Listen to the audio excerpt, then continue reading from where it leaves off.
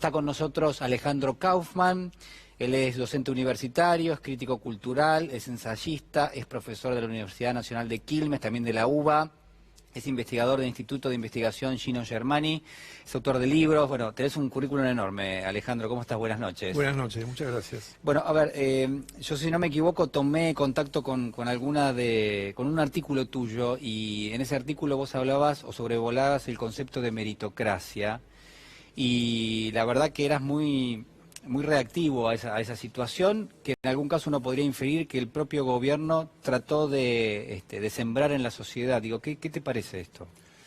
Sí, ese artículo surgía primero de cierto auge de una idea de meritocracia que se difundió de distintas maneras.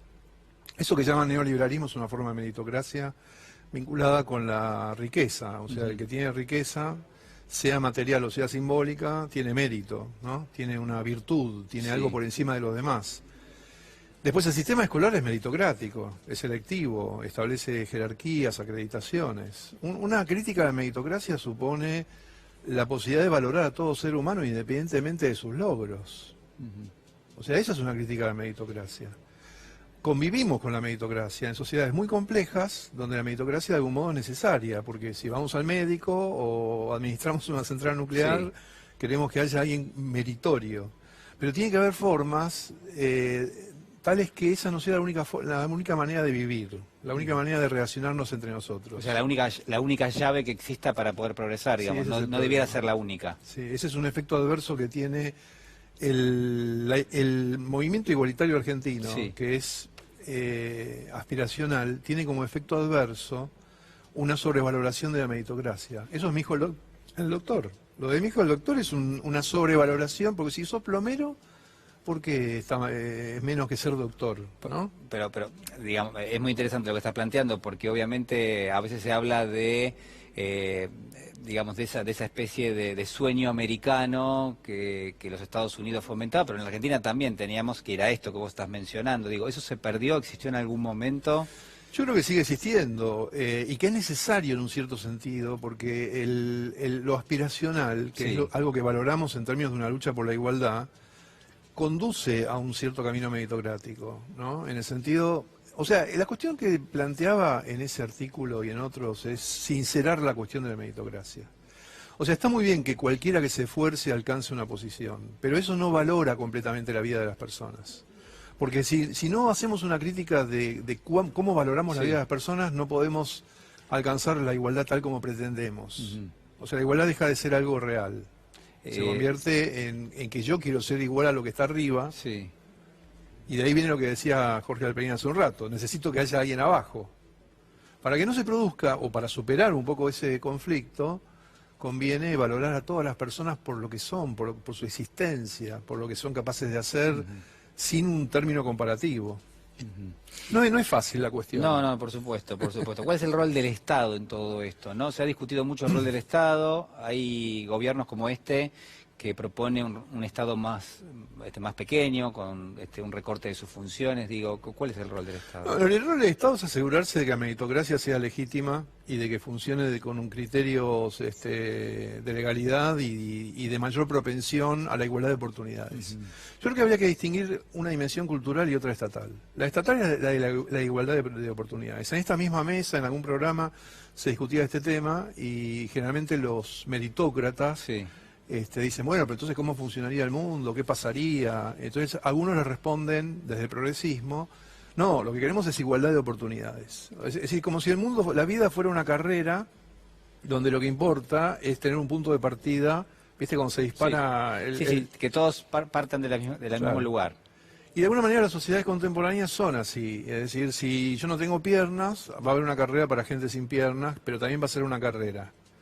El fundamento de la subjetividad capitalista, o como la llaman neoliberal, que es una palabra insuficiente, es la igualdad de oportunidades. ¿Por qué decís que es insuficiente? Porque refiere a una noción ideológica, y el capitalismo no se regula por la ideología, en definitiva. Se regula por prácticas de consumo, prácticas de producción, prácticas de sentido, prácticas de calificación de las personas. El tema del odio tiene que ver con eso.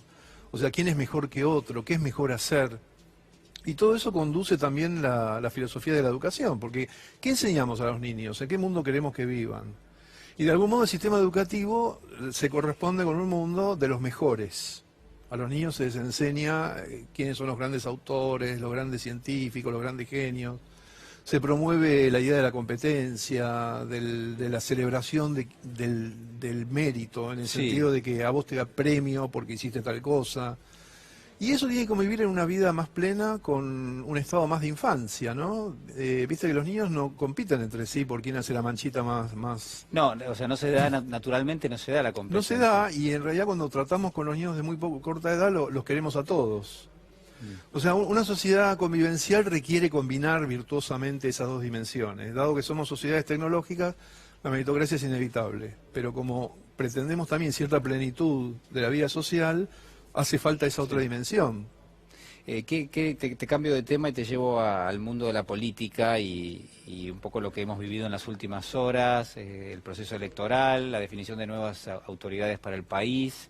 Digo, ¿qué te parece que es urgente que el próximo gobierno atienda de todos los temas, ¿no?, que habitualmente tratamos? Yo creo que lo que es urgente que trate el gobierno es lo que el próximo gobierno dice que va a tratar, y me parece absolutamente... Creo que todos estamos de acuerdo, todos, inclusive a los que se van, que se los ve tan relajados por irse, Sí. ¿viste? Que sonríen. ¿Por qué sonríen? Porque se sacaron un peso de encima. Si tuvieran que gobernar, sería una catástrofe. Si tuvieran que gobernar ellos, o tendrían que convertirse en nosotros, digamos, para poder gobernar.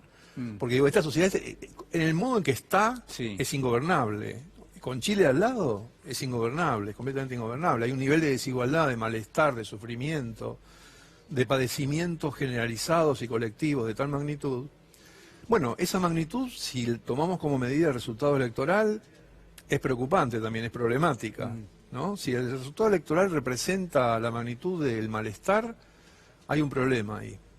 Podemos pensar que no lo representa, que no hay una correlación entre... A ver si te sigo. Vos decís, de las proporciones de lo que obtuvo cada fuerza, si eso es lo que piensa la sociedad, vos decís que hay un problema. Estamos ahí. en un serio problema, porque, ¿Por porque hay una parte de la sociedad, que pongamos que es la mitad, que se siente en estado, nos sentimos en estado de catástrofe, de completa catástrofe, de que si esto sigue así, nos vamos a ir a un abismo y la vida no va a valer la pena. Eso sabemos que es así, no es una conjetura mía. Creo que, bueno, este canal lo está diciendo todo el día. Por ejemplo, como el guardián en el centeno, que dice, termina el campo y hay un abismo y caen todos. Es una situación así. Y después hay otra parte que vota en contra de quienes dicen representar ese estado de malestar. Bueno, ese es un problema, no para el Estado o para el gobierno, sino para la sociedad, que habrá que discutir y que está entrecruzado por cuestiones que hoy se hablaron, como el discurso del odio, es decir, cómo convivir con los demás, qué tipo de paz podemos alcanzar, qué tipo de paz social.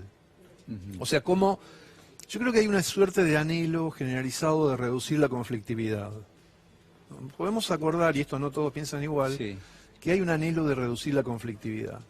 Un anhelo que recorre qué sector de la sociedad. Toda la sociedad. Yo decía en el 2015 que la derrota tuvo que ver con el cansancio también, porque en los gobiernos populares, democráticos populares, donde se consiguen toda una serie de derechos, los tenés que estar sosteniendo todo el tiempo, porque se te oponen, te difaman, se desvalorizan, hay un estado de desvalorización, con distintos argumentos, eufemismos, a veces con razón, a veces sin ella. Un caso de corrupción basta para criminalizar a un tercio de la población argentina. Y eso produce un agotamiento. Esto es estratégico, se hace para eso, para que produzca un cansancio. Y ya ahora se ven los signos de cómo va a venir esa misma línea de discurso. Ya está ocurriendo ahora. ¿Vos decís que puede venir esa misma dinámica a partir de ahora? Va a venir esa misma dinámica. Algunos ya lo dicen explícitamente, como analistas y otros como actores de esa dinámica. Eso está ocurriendo en las redes, está ocurriendo en la prensa, está ocurriendo. Y está cantado que va a ser así. Y por lo tanto uno de los temas, por eso digo, no quiero hablar de lo que es más urgente en el sentido de lo que ya sabemos que es, porque es correcto y nadie lo pone en cuestión. Pero este elemento que es muy importante el que estás mencionando. Yo creo que las discusiones llamadas culturales, intelectuales o como quieras llamarlas, ¿no es cierto?, analíticas de lo que pasa en la sociedad, tienen que pasar por este tipo de problemas. Y la dificultad es que hay que cruzar una barrera para poder hablar de esto, porque en primera instancia produce una inquietud. ¿Podemos hablar de esto? ¿No nos hará mal hablar de estas cosas ¿Qué significa el 40%? Fraude, significa que vamos a obtener un puntito más, que va a ser 39 a 41.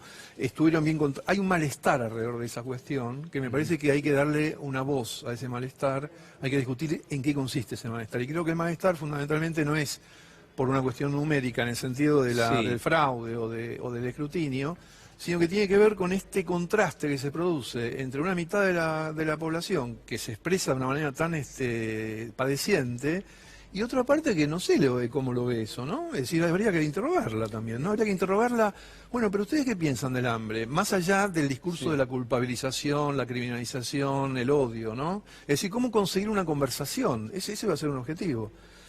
Ese va a ser un objetivo político y cultural, ¿no? Es un objetivo.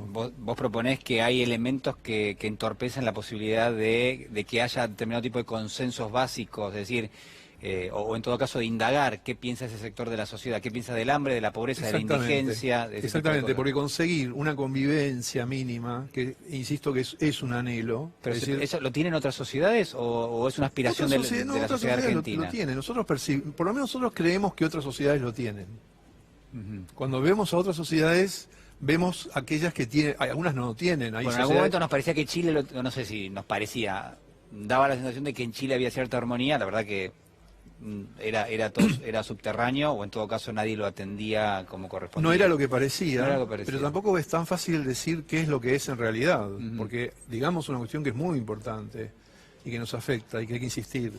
Lo que está ocurriendo en Chile es que el ejército se enfrenta con la población civil, con armas de guerra, sin ningún recurso civil. La policía está organizada para que le peguen, para que le tiren cosas, por eso tiene toda esa serie de defensas. El soldado va con un arma de guerra para matar. Y el hecho de que en esa sociedad limítrofe con nosotros, lo cual nos concierne también, el ejército esté en las calles, enfrentándose con la población, es un hecho de una gravedad inusitada. Yo no sé si tenemos dimensión de la gravedad para los derechos humanos, para la convivencia, para la institucionalidad democrática que tiene eso, ¿no? Es decir, y ya van casi 2 semanas con un ejército en la calle. Esto no es en África o en Asia, está ocurriendo a 2 horas de avión, ¿no? Pero digo, esta cuestión sobre los logros que tenemos de convivencia tiene que ver con nuestras formas de protesta. Por ejemplo, es una sociedad que no renuncia a protestar. La Argentina, la nuestra. A diferencia de la chilena. Lo que parecía consenso no era consenso, era contención.